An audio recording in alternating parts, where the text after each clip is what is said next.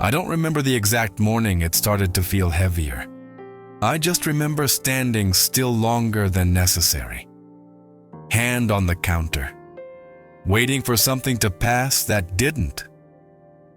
At 41, I wasn't sick. That was the strange part. Nothing was wrong enough to point at. I still worked, still slept technically, still went to the gym in that dutiful adult way, where you don't miss too many weeks in a row. From the outside, my body looked fine. Inside, it moved like it had been carrying someone else's weight for years. Not dramatic weight, quiet weight. The kind you don't notice until your knees start negotiating with stairs. My days had a shape to them, predictable, responsible. I was the steady one, the one who absorbed things so other people didn't have to. Conversations that went nowhere. Tension that lingered but was never named. Situations that everyone agreed were temporary. Even after a decade, I didn't call it emotional support. I called it maturity, patience, being the bigger person. My body didn't care what I called it. By mid-afternoon, my shoulders felt like they were finishing a shift without me. My jaw stayed tight even when I wasn't talking. I'd sit down at night and feel older than my parents did at the same age, which annoyed me in a way I couldn't explain. I blamed time, hormones, bad posture, the mattress. I bought better shoes, changed my supplements. Did mobility work with videos that spoke too brightly? Nothing really changed. What changed was how early my body started asking to stop.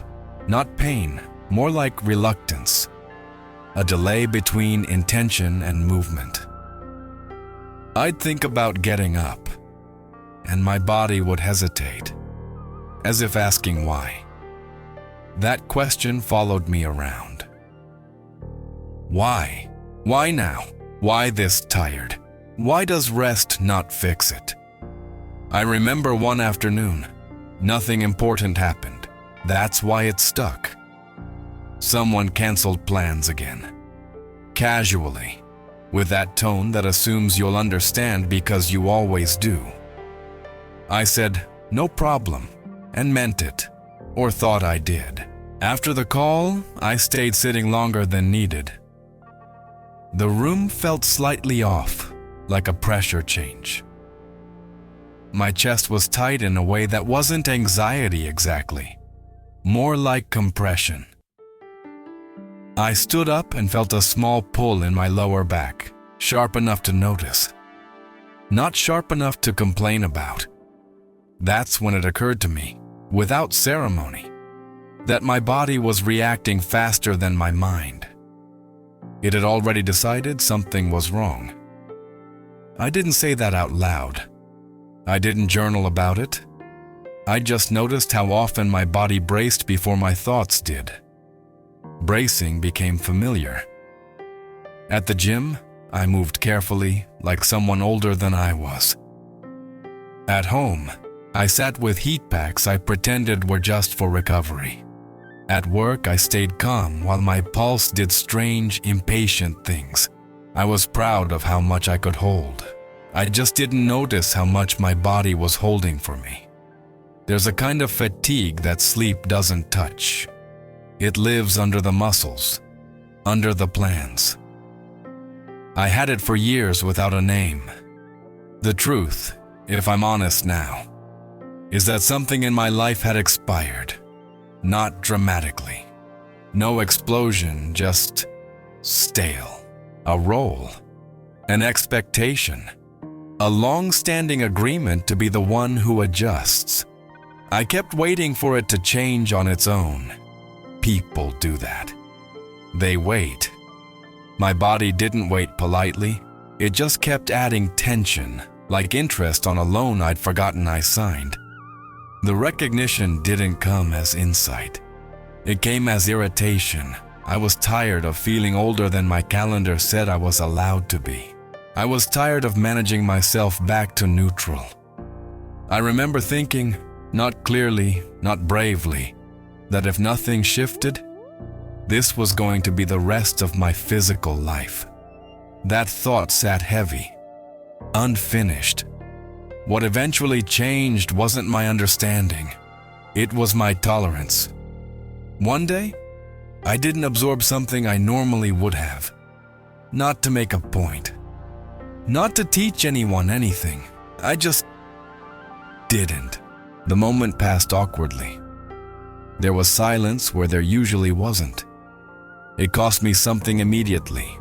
Comfort, approval, that familiar sense of being needed. My body reacted before my mind could clean it up.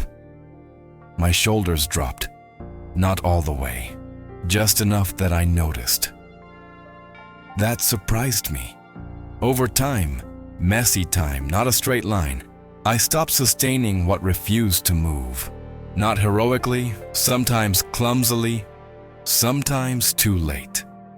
There were consequences, distance, misunderstandings, a few relationships that never recalibrated. I didn't feel proud about that. I still don't. But something else happened, slowly enough that I didn't trust it at first. My body stopped rushing toward collapse. The background tension eased, not vanished, eased. Mornings got quieter inside. I didn't wake up already braced. My workouts stopped feeling like negotiations with an older version of myself. My jaw unclenched without being told. There's still stiffness, there's still age, but it's proportional now. The body I live in feels like it belongs to the life I'm actually living, not the one I was emotionally propping up. I lost something in the shift. Certainty, familiar roles, the comfort of being the reliable container. That loss still aches sometimes, in a different place. But my body stopped aging ahead of schedule. It stopped carrying meetings that never happened, conversations that never resolved. It stopped finishing other people's sentences with muscle tension. I don't call this wisdom. I don't recommend it.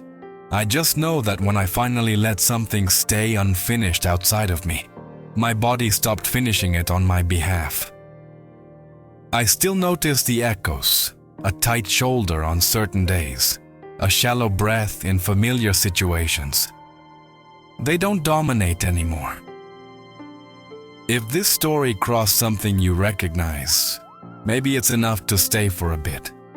I write and speak like this from experience, not conclusions. If you want, subscribe. And if something stayed with you, leave a comment. I read them, sometimes in silence.